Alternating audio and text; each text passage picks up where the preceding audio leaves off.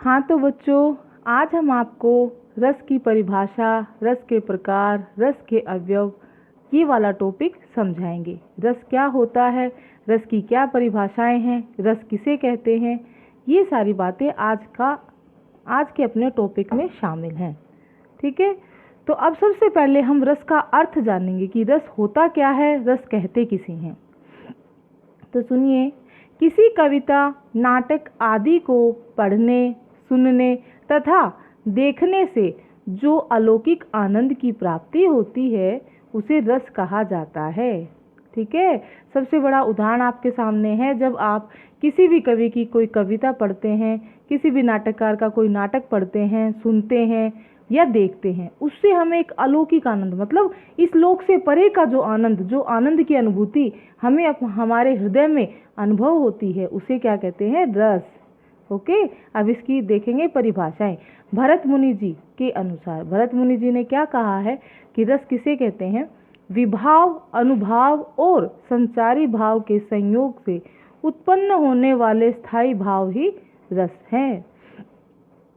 अब इन्होंने, ये तो इनकी व्याख्या थी, इनकी परिभाषा इस प्रकार है इन शब्दों में: विभाव अनुभावस्य अभिचारी संयोगाद्रस निष्पत्ति। ठीक है, आचार्य विश्वनाथ ने रस को काव्य की आत्मा कहा है। यानी अगर रस नहीं होगा काव्य में किसी भी प्रकार का, जैसे कि हम आपको आगे बताएंगे कि रस के कितने प्रकार हैं, रस कौन कौन से होते हैं, अगर उनमें से कोई भी रस काव्य में नहीं है, जैसे श्रृंगार रस है ना, विभत्स रस है, भयानक रस है, शांत रस है, अगर इनमें से कोई भी रस नहीं है तो काव्य के अंदर प्राण नहीं है, वो काव्य जो है निष्प्राण कहा जाता है। ठीक है, आगे, रस के बिना काव्य आत्मा रहित शव के समान होता है। ऐसे काव्य को अधम काव्य कहते हैं। अधम काव्य यानी जैसे सबसे निचले स्तर का काव्य जिसको बोलेंगे, तो वही बात आ रही है, घूम फिर कर शब्दों का हेरफेर है, अर्थ वही है कि आत्मा रहित शव के समान। ठीक है, जब शरीर में आत्मा नहीं होती तो वो शव बन जाता है। इसी प्रकार से अगर काव्य में रस नहीं होंगे तो वो निष्प्राण हो जाएगा। ओके, नेक्स्ट है आपके, अब बताएंगे आपको रस के प्रकार और उनके स्थायी भाव। आधुनिक काव्य शास्त्रियों ने रसों की संख्या 11 मानी है। आधुनिक काव्य शास्त्रियों, ठीक है, इससे पहले रस की संख्या 9 मानी जाती थी। अब वो जो 11 माने हैं वो कौन कौन से हैं? नंबर 1 है आपका श्रृंगार रस, जिसका स्थायी भाव है रति। सेकंड है आपका हास्य रस, जिसका स्थायी भाव है हास। नेक्स्ट है आपका करुण रस, जिसका स्थायी भाव है शोक। नेक्स्ट रौद्र रस, स्थायी भाव क्रोध। वीर रस, स्थायी भाव उत्साह। नेक्स्ट भयानक रस, स्थायी भाव भय। विभत्स रस, इसका स्थायी भाव है जुगुप्सा। नेक्स्ट है अद्भुत रस, जिसका स्थायी भाव है विस्मय। शांत रस, जिसका स्थायी भाव है निर्वेद। नेक्स्ट है आपका वात्सल्य रस, जिसका स्थायी भाव है वत्सल। और आगे आपका भक्ति रस, जिसका स्थायी भाव है देव विषयक गति। अब ये स्थायी भाव से इनका क्या संबंध है, किसे कहते हैं, इनका क्या मीनिंग है, ये सारी बातें मैं आपको नेक्स्ट वीडियो में बताऊंगी। अभी तो आप रस का जो टॉपिक है उसे क्लियर कीजिए। ओके, अब सबसे पहले हम करेंगे श्रृंगार रस। ये मोस्ट इंपॉर्टेंट है बच्चे, ये मोस्टली आता है और ज़्यादातर कवियों ने जो रचनाएं की हैं वो श्रृंगार रस पर ही आधारित है। ठीक है, श्रृंगार रस वह रस होता है जिसमें नायक नायिका का मिलन, प्रेम, विरह, वेदना आदि का वर्णन होता है। आप लोग देखते हो ना, कोई भी नाटक, कोई कहानी या कोई मूवीज, उसमें क्या हीरो हीरोइंस का मिलन होता है, उनमें प्रेम है, उनका प्रेम प्रसंग है, उनकी विरह वेदना है, ये सब क्या है, श्रृंगार रस के अंतर्गत आती हैं।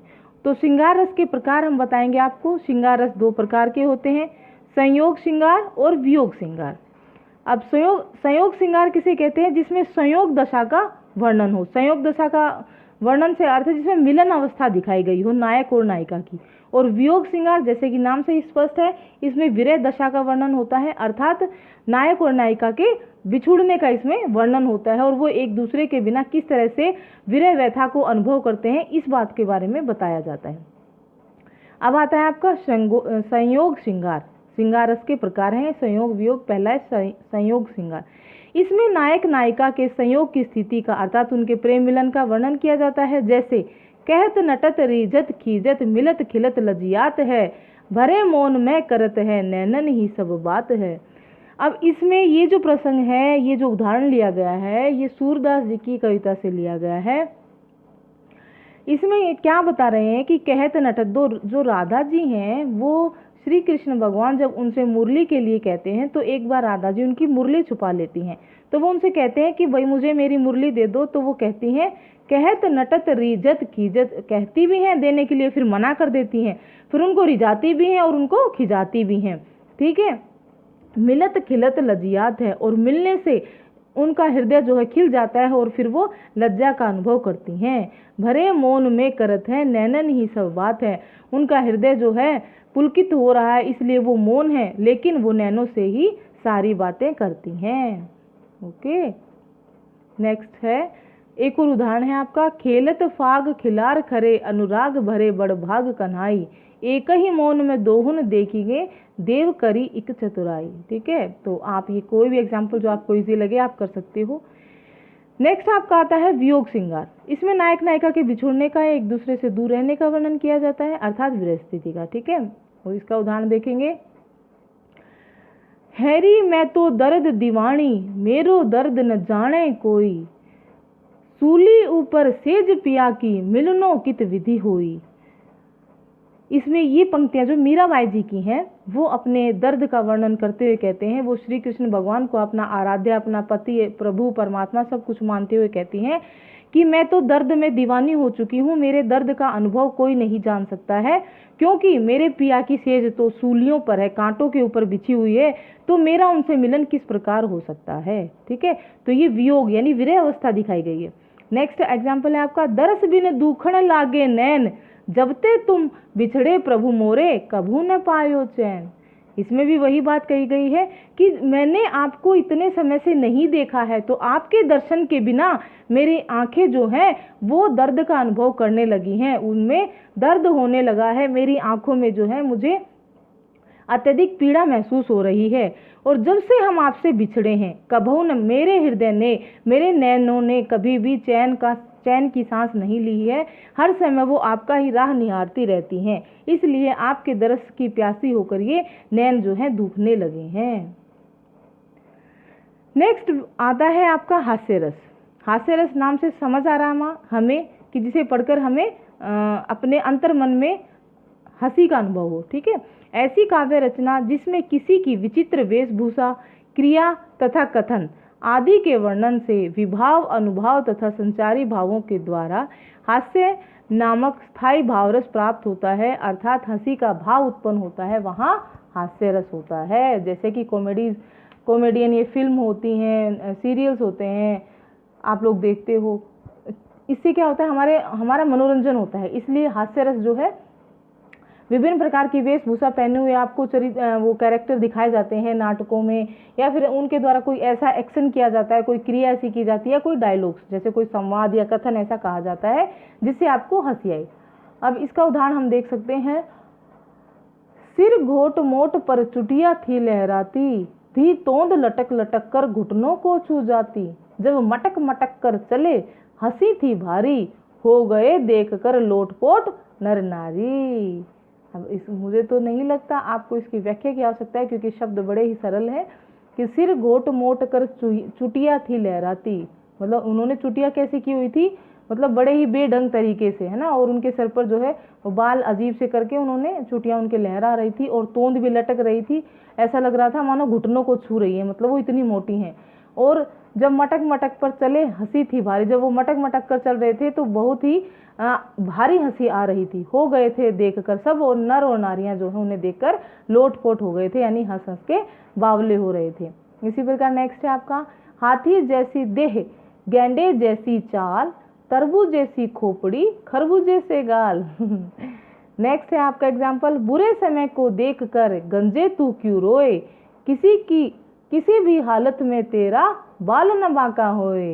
है ना, कितनी अच्छी पंक्तियां। कहते हैं ना कि बाल न बांका होना, ये कहावत है कि भाई आप पर कोई मुसीबत ना आना, लेकिन इस कहावत को किस चीज से जोड़ दिया गया, अगर कोई गंजा व्यक्ति है तो उसका बाल बांका नहीं हो सकता, है ना, व्यंग्यात्मक मतलब हास्यप्रद।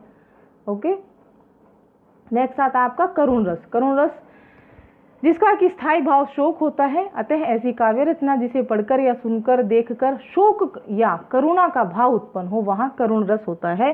जैसे कि रामायण में जब हम देखते हैं भगवान श्री राम वन में चले जाते हैं, 14 वर्ष का वनवास जब वो भोगते हैं, तो उस समय कितनी करुणिक स्थिति होती है। सब लोग वन के वासी, वो अयोध्या के वासी, उनके माता पिता, सब लोग कितने दुखी होते हैं। ठीक है, इस प्रकार इसका उदाहरण है, नागमती दुख विरह अपारा, धरती सरग धरे तेहि झारा, नगर कोट घर बाहर सूना, नोजी होई घर पुरुष भी होना। तो इसमें जो है नागमती जी की जो विरह वेदना है उसका वर्णन किया गया है कि वो अपने पति, जब उनका पति उनके छोड़कर दूसरे देश चला जाता है तो उनकी विरहावस्था अत्यंत दुखमय हो जाती है। संपूर्ण धरती जल उठती है, नगर कोट घर बाहर सब कुछ उन्हें सूना ही सूना दिखाई देता है और घर जो है वो पुरुष विहीन हो जाता है, तो इसलिए उनका मन वहां नहीं लगता। दूसरा एग्जाम्पल देखिए, देखी सुदामा की दीन दशा, करुणा करके करुणा निधि रोए, पानी परात को हाथ न छुओ, नैनन के जल सो पग धोए। आहा, इसको पढ़कर भी देखो, आपको एक हृदय में एक कल्पना आप जब करते हैं तो हमें वो दृश्य याद आ जाता है जब भगवान श्री कृष्ण ने सुदामा जी के चरणों को धोया था, उनका जब वो उनसे मिलने के लिए आए थे, तो उन्होंने किस प्रकार वर्णन किया है कवि ने कि देखो पानी से भी मतलब हाथ से छूने की जरूरत नहीं थी, उन्होंने तो अपने आंखों के आंसुओं से ही उनके चरणों को धो दिया। अगला आता है आपका रौद्र रस। रौद्र रस का स्थायी भाव क्रोध होता है। जब किसी कविता को पढ़कर मन में क्रोध अर्थात गुस्से का भाव उत्पन्न हो जाए तो वहां रौद्र रस होता है। उदाहरण देखिए, सुनत लखन के वचन कठोरा, परस सुधार करऊ कर घोरा, अब जानी देहु दोष मोहि लागू, कुतवादी खेलत बद जोगू। ये पंक्तियां जो हैं, इन पंक्तियों के माध्यम से ये बताया गया है कि जब परशुराम जी भगवान श्री राम से और लखन जी से मिलते हैं इस विषय में कि मेरे आराध्य प्रभु महादेव जी का धनुष किसने भंग किया, तो उस समय लक्ष्मण जी जो है थोड़े से मतलब कठोर वचन बोलते हैं। तो उस समय वो कहते हैं कि सुनत लखन के वचन कठोरा, लक्ष्मण जी के कठोर वचन सुन के परस सुधार, वो अपना जो है ना फरसा सुधारने लगे कि मैं इन दोनों की हत्या कर दूंगा, मतलब लक्ष्मण जी को के ऊपर वो क्रोधित होते हैं। अब जानी देहूं दोष मोहि लागू, अब मुझे पता चला है कि मुझे मेरी इस देह को दोष लगेगा। कुतुबादी खेलत बदजोगू, मुझे पता चला है कि इस संसार में तुम्हारे जैसा मतलब जो है उद्यमी और कोई नहीं है। ठीक है, नेक्स्ट है, राम ही बाम समेत बैठे बन, कोप के भार में भुंजो भरत ही, जो धनु हाथ धरे रघुनाथ, तो आजू अनाथ करो दशरथ ही। ठीक है, ये भी रामायण से ही ली गई पंक्तियां हैं, इसमें भी इसी तरह से रौद्र रस का ही वर्णन है। नेक्स्ट आता है आपका, भूतल के सब भूपन को माद, भोचन तो बहुभांति कियो, मोद सो तारक नंद को मेद, पछयावरी पान सिरायो हियो। तो जो आपको सरल लगे आप कोई भी इनमें से 1 या 2 एग्जाम्पल कर लेना, आपके एग्जाम में आए उस तरह से आप लिख देना। ठीक है, और ये आपका रौद्र रस का उदाहरण था, उसकी व्याख्या थी। उसके बाद आता है आपका नेक्स्ट वीर रस। वीर रस जैसे कि नाम से समझ आ रहा है वीरता की वर्णन होता है इसमें। ऐसी काव्य रचना जिसे पढ़कर या सुनकर मन में जोश, उत्साह, साहस, वीरता आदि भाव उत्पन्न हो, तो वहाँ कौन सा रस होता है? वीर रस। इसका स्थायी भाव होता है उत्साह। ठीक है, इसका उदाहरण देखिए, तेज तम अंश पर कान्ह, जिमी कंस पर, त्यों मलिच्छ वंश पर शेर शिवराज है। ये शिवाजी के बारे में बताई गई हैं ये बातें। नेक्स्ट एग्जाम्पल देखिए, वह कौन हमें ललकार रहा, सुन सकते हम ललकार नहीं, बह रहा नसों में रक्त अभी, इसमें पानी की धार नहीं। जैसे किसी वीर योद्धा को युद्ध के लिए ललकारा जाता है तो वो उसकी ललकार स्वीकार कर लेता है, ऐसा नहीं कि वो डरकर अपने महल में छुप जाता है। तो आप इस उदाहरण को सुग्रीव जी से भी जोड़ सकते हैं, क्योंकि उनका एक यही अपने जीवन का एक सिद्धांत था कि अगर उनके द्वार पर आकर कोई उन्हें युद्ध के लिए ललकारता है तो वो कभी भी ये नहीं सोचते थे कि मेरा शत्रु कितना शक्तिशाली है, अगर उसने ललकारा है तो वो उनसे अवश्य युद्ध करते थे। तो इसलिए इसमें ये बात भी कही गई है कि नसों में रक्त अभी बह रहा है, पानी की धार नहीं है। नेक्स्ट एग्जाम्पल देखिए, अखंड नवखंड महिमंडल में तम पर दावा रवि किरण समाज को, जहाँ पातशाही तहाँ दावा Shivraj. Okay, next example, next रस आता है आपका भयानक रस। इसका स्थायी भाव भय होता है। ऐसी काव्य रचना जिसे पढ़कर सुनकर मन में भय या डर का भाव उत्पन्न हो, वहाँ भयानक रस होता है। जैसे कंदमूल भोग करे, कंदमूल भोग करे, 3 बेर खाती थे वे 3 बेर खाती है। यहाँ शिवाजी के भय से शत्रु पक्ष की स्त्रियों की दुर्दशा का वर्णन किया गया है। राजा शिवाजी जो हैं बहुत ही शक्तिशाली वीर राजा हुए हैं, तो वो इतनी उनकी शक्ति का, उनके राज्य का, उनकी वीरता का इतना वर्णन था कि जो शत्रु पक्ष के लोग थे, यानी जो सेना उनसे लड़ने के लिए मतलब सोच भी नहीं सकती थी कि भाई कल को शिवाजी हमारे ऊपर, राजा शिवाजी हमारे ऊपर कोई आक्रमण ना कर दे, तो शत्रु पक्ष की जो सेना कि जो स्त्रियां होती थी वो उनके बारे में कहा गया है कि कंदमूल भोग करे, कंदमूल भोग करे, 3 बेर खाती थी वे 3 बेर खाती हैं।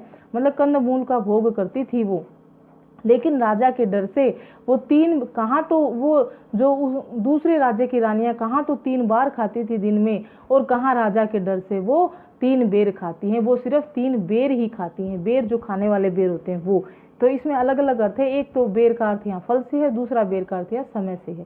ठीक है, कहाँ तो वो 3 बार खाती थी और कहाँ वो राजा शिवाजी के भय से 3 बेर ही खाती हैं।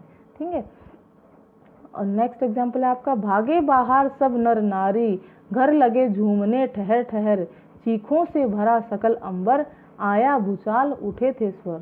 है ना, मतलब इतना भय का वर्णन किया गया है कि सब नर और नारियां भाग खड़े हुए, घर लगे, और जैसे भूकंप आता है ना उस समय क्या स्थिति होती है, सारे घर हिलने लग जाते हैं।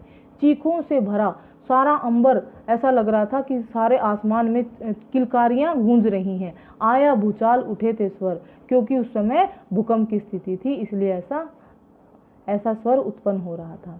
अगला देखिए, लंका की सेना तो कपि के गर्जन रव से कांप गई, हनुमान के भीषण दर्शन से विनाश ही भाप गई। अब इसमें उसी समय का वर्णन है जब हनुमान जी ने गर्जना की थी लंका में जाकर, और उन्होंने उनके भीषण दर्शन से, यानी उन्होंने जब अपना वास्तविक रूप बनाया तो उनको देख कर ही वहाँ की जो लंका के जो लोग थे, जो राक्षस लोग थे, वो समझ गए थे कि अब लंका का नाश होने वाला है। ओके, नेक्स्ट आता है आपका विभत्स रस। इसका स्थायी भाव जुगुप्सा होता है। जब किसी कविता को पढ़कर मन में घृणा या हीनता का भाव उत्पन्न होता है तो वहां विभत्स रस होता है। अब इसकी पंक्तियां देखिए, लगे थूक कर चाटने अभी अभी श्रीमान।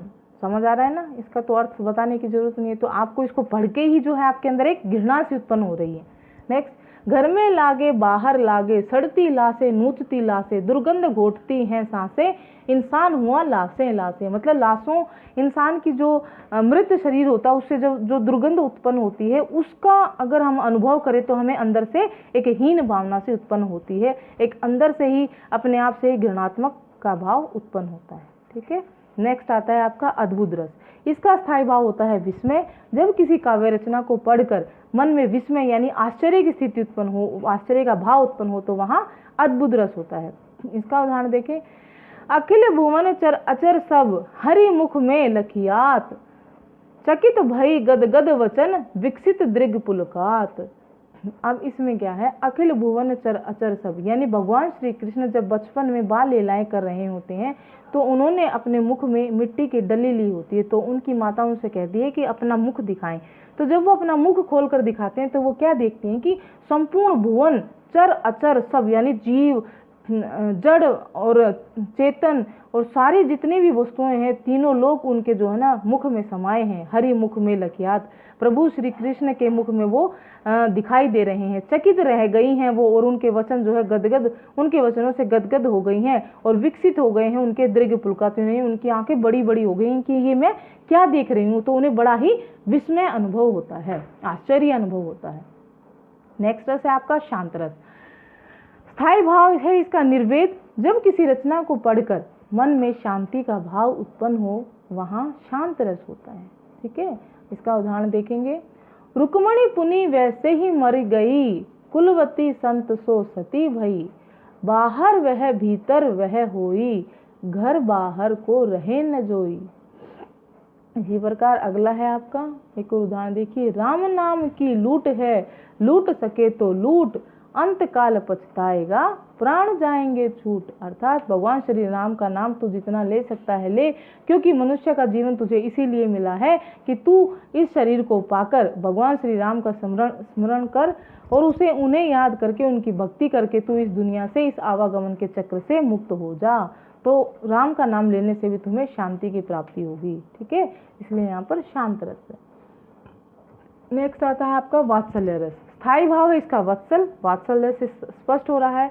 इसमें माता पिता का अपनी संतान के प्रति प्रेम और बाल क्रीड़ाओं आदि का वर्णन होता है। ठीक है, इसका उदाहरण देखिए। जसोदा हरि पालने झुलावे, हलरावे दुलरावे, मलहावे जोई, सोई कुछ गावे।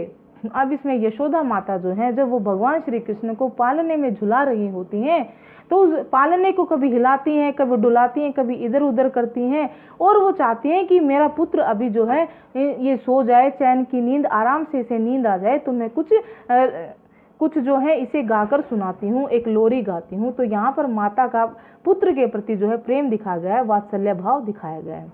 अगला एग्जाम्पल है, मैया कभई बढ़ेगी चोटी, कितनी बार मोहे दूध पियत भई, यह अजऊ है छोटी।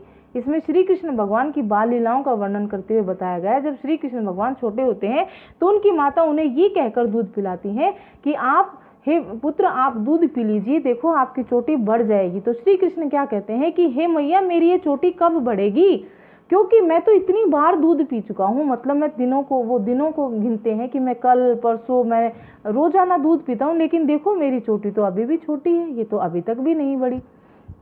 ठीक है, अगला एग्जाम्पल है आपका, अवधेश के द्वारे सकारे गई सुतगोद के, भूपति के ले निकसे, अवलोकी हो सोच विमोचन को, ठगी सी रही जेन न ठगे चिकसे। अब इसमें उस समय का वर्णन है जब